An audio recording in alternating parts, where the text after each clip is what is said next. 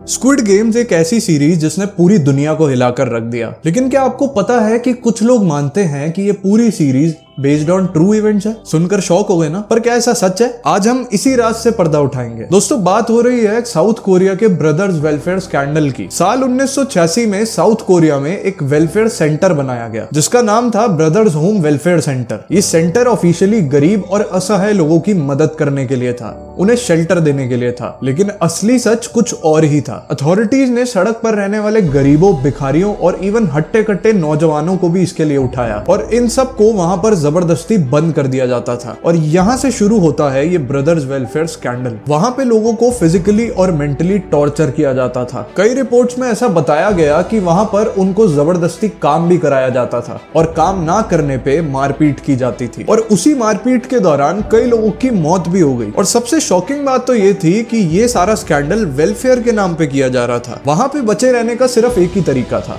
या तो रूल्स मानो या फिर मरने के लिए तैयार रहो। अब स्क्विड गेम्स में भी कुछ ऐसे ही दिखाया गया ना। लोगों को मजबूरी में एक डेडली गेम में पार्टिसिपेट करना पड़ता था, या तो उसमें जीतो या फिर मरो। इस सीरीज में भी लोगों को अपना डेप्ट क्लियर करने का एक मौका दिया गया, बस। लेकिन एक कैच था, हारने पे एलिमिनेशन यानी परमानेंट गेम ओवर। अब सिमिलैरिटीज और डिससिमिलैरिटीज की बात करते हैं। दोनों ही कहानियों में पैसे का लालच और जिंदगी की जंग, और दोनों में ही लोग मजबूर और गरीब हैं। पर स्क्विड गेम एक फ्रिक्शनल सीरीज है जिसके अंदर गेम्स थोड़े ज्यादा डेडली होते थे, जबकि ब्रदर्स वेलफेयर में लोगों को साइकोलॉजिकल टॉर्चर से गुजरना पड़ता था। अब बात करते हैं इन खेलों की। साउथ कोरिया में एक पॉपुलर गेम है रेड लाइट ग्रीन लाइट। इस गेम में एक बंदा पीछे मुड़कर बोलता है रेड लाइट, जिसपे सबको रुकना होता है। अगर हिल गए तो एलिमिनेट, और ग्रीन लाइट पर सब भागते हैं। बस रियल लाइफ गेम में कोई मरता नहीं है। और सीरीज वाली स्क्विड गेम भी एक रियल गेम है। इसमें दो टीम्स होती हैं। एक टीम को स्क्विड जैसे दिखने वाले एरिया में एंटर करना होता है और दूसरी टीम को उसे रोकने की कोशिश करनी होती है। सिंपल